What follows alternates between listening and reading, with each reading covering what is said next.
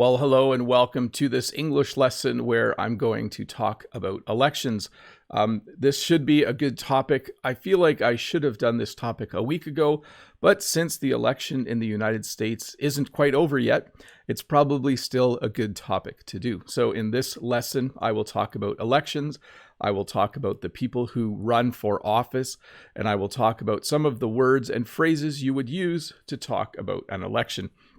An election is a process where people choose someone to be a leader. An election doesn't just need to happen in a country. In fact, in our school, we have elections every year for students' council. So an election can be local, an election can be in a school, an election can be in an organization, or as many of you are familiar with, an election can be in a country. Canada has an election, I think, every 5 years. The United States has an election every 4 years. But again, you can have big and small elections. It's simply a process whereby people in a country or organization each give one vote and decide who they want their leader to be.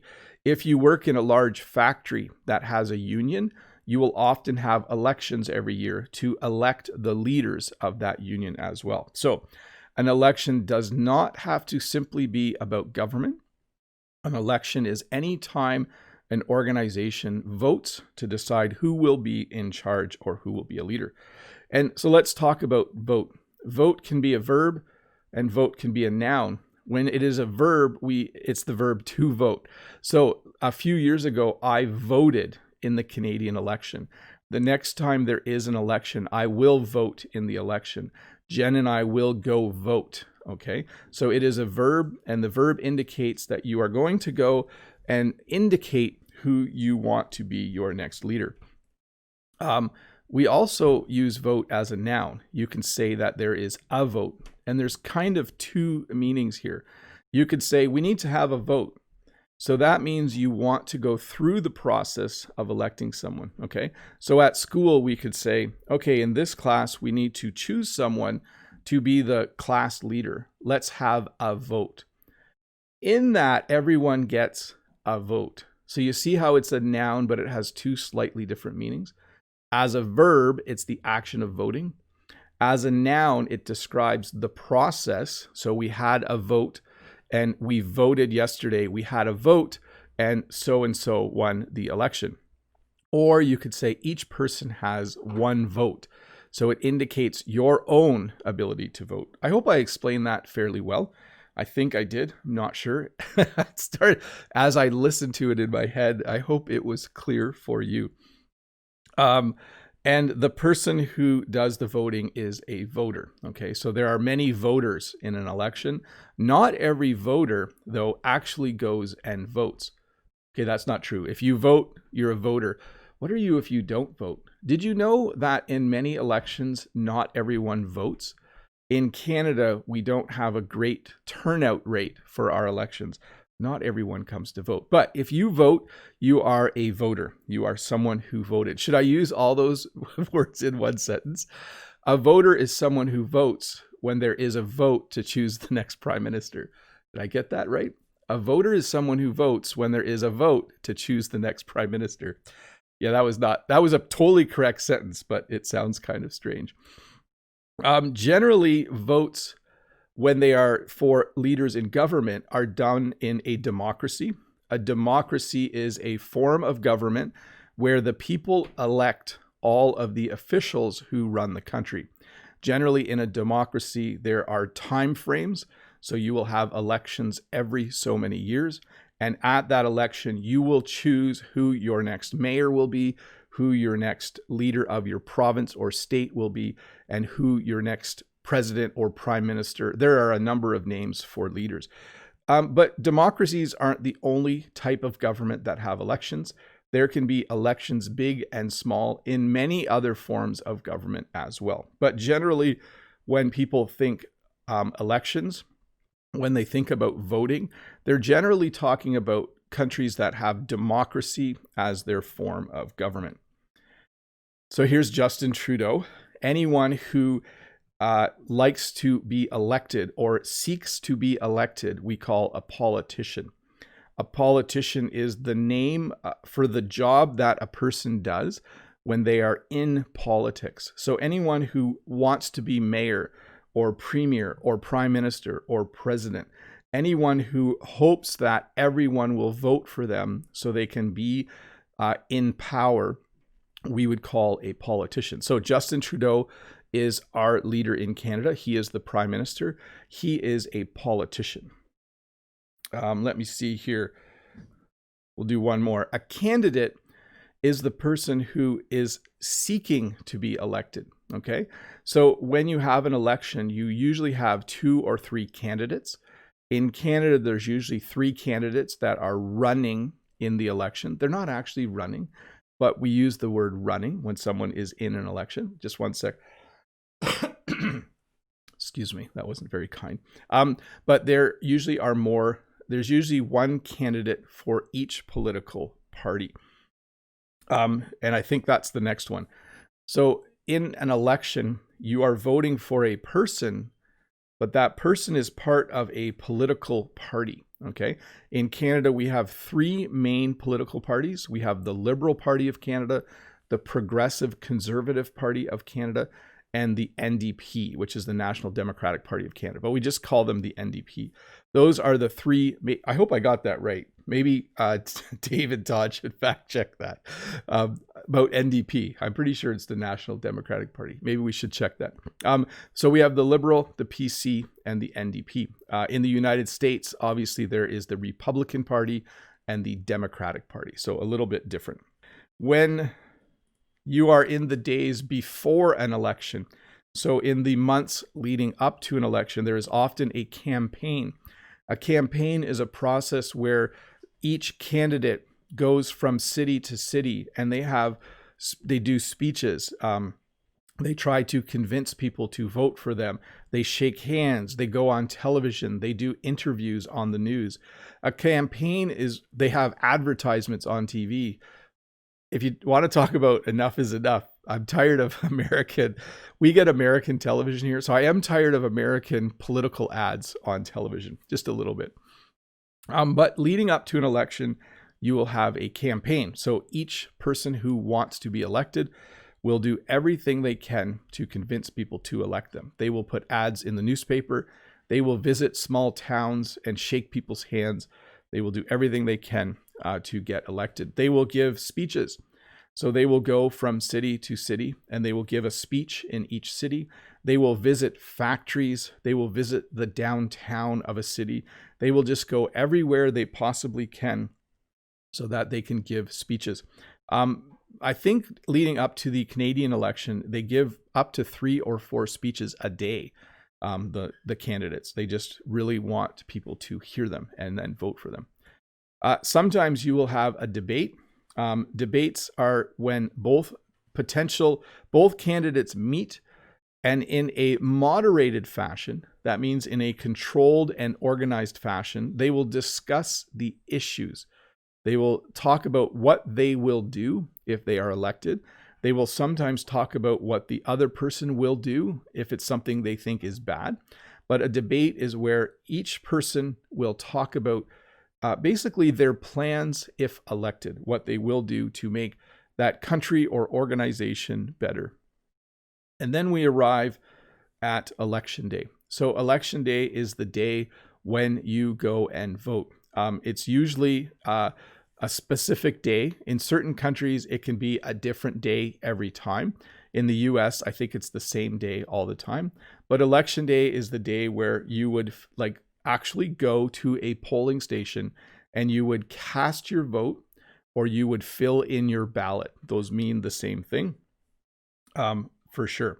Election Day is an exciting day in Canada because we're allowed to leave work early. That's what I really like about it. We can leave work 1 hour early so that we can go and vote. So that's always fun. And it's fun to watch the results on television that evening. When you go vote in Canada, and I think in the United States as well, you go to a polling station. So even though it's an election and you are voting, we still use the word poll It's kind of funny because you're not going here to take a poll, you're going here to vote, but it's called a polling station. In Canada, we get a letter in the mail a couple weeks before election day, and it tells us which polling station we need to go to in order to vote.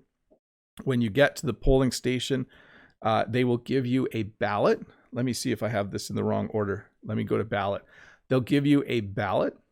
The ballot will have the names of everyone on it that you can vote for. You will take the ballot to a voting booth. In Canada, they look exactly like this.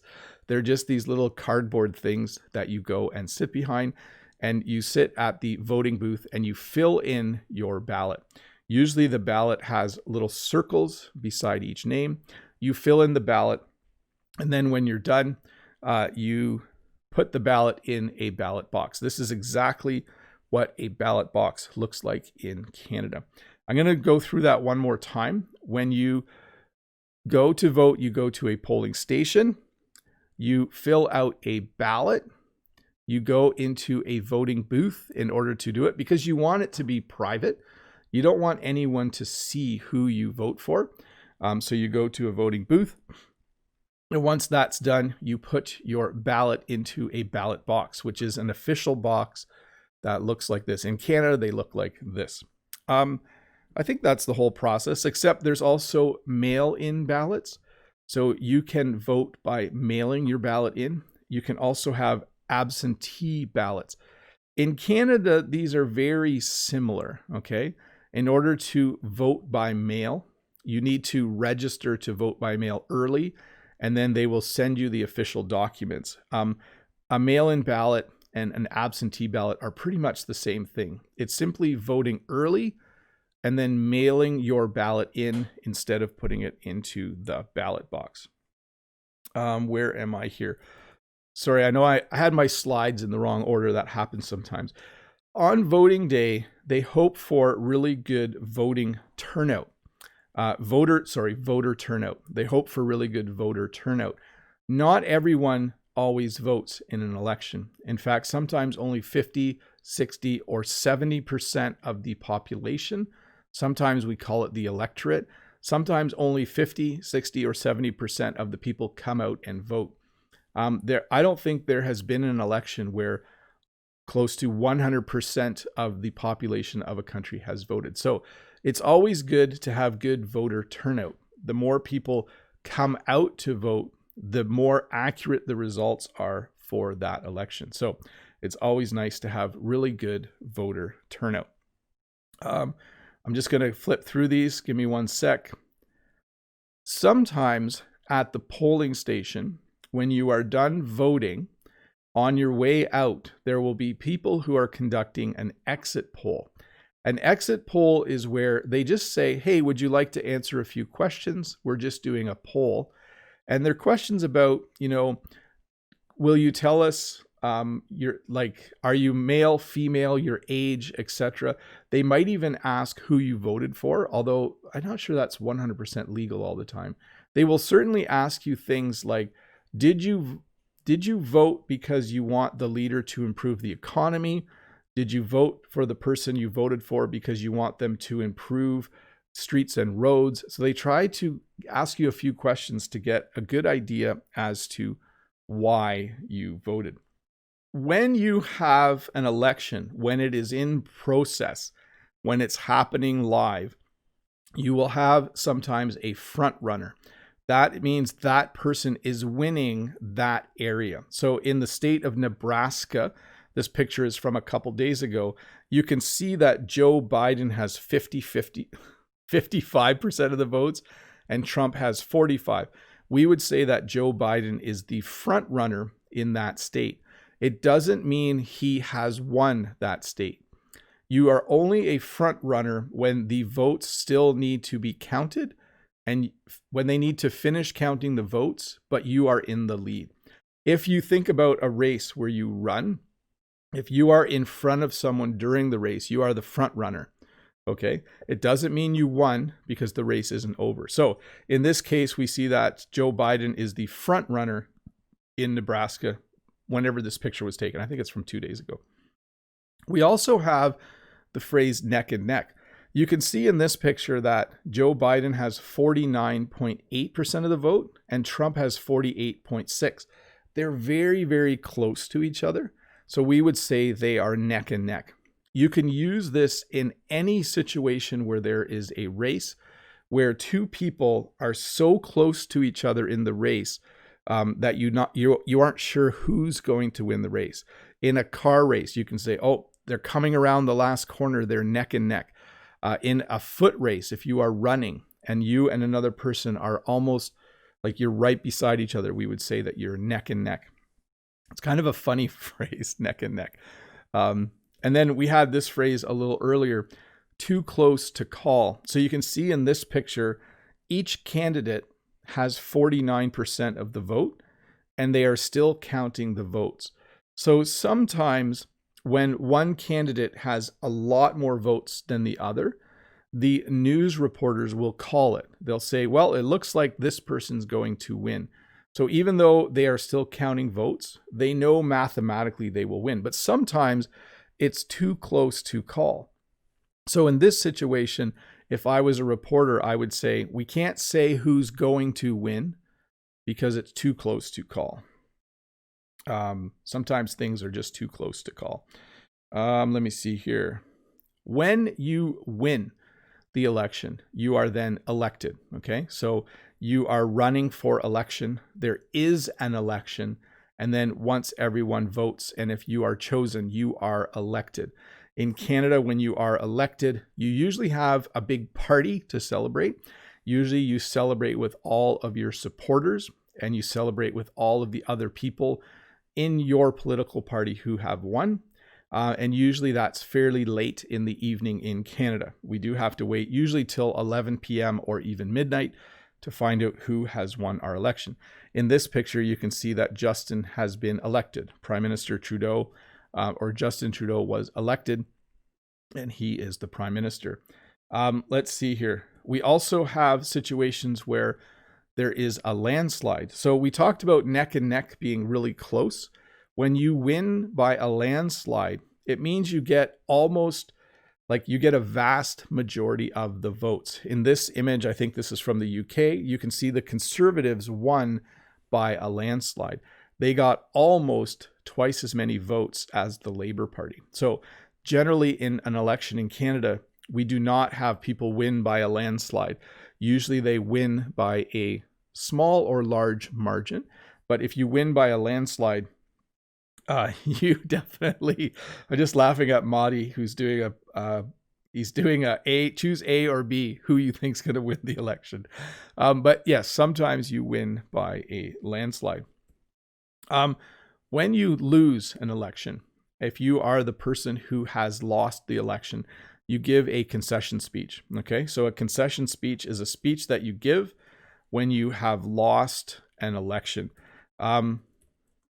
Generally, a concession speech comes along with that person admitting that they lost. It comes with that person saying that they worked hard and they tried their best. They usually thank everyone that helped them during their campaign. But a concession speech is given by the person who has lost the election. And then, of course, you have an acceptance speech. An acceptance speech is a speech given by the person who has won the election. It's a very similar speech. The only main difference would be a concession speech. The person says, we accept the loss. In an acceptance speech, they say they accept the win. And then usually they thank everyone who helped them during their campaign. They kind of talk about some of the things they're excited about doing as the new leader. But an acceptance speech is definitely something that you will hear at the end of an election when all of the votes have been counted. So in the case of the United States right now, people are waiting for all the votes to be counted, and then there will be an acceptance speech and there will be a concession speech. That might be a ways away because there may be some legal challenges in the United States. So we have to wait to see. But definitely at some point, someone will accept the fact that they have won and someone will concede that they have lost.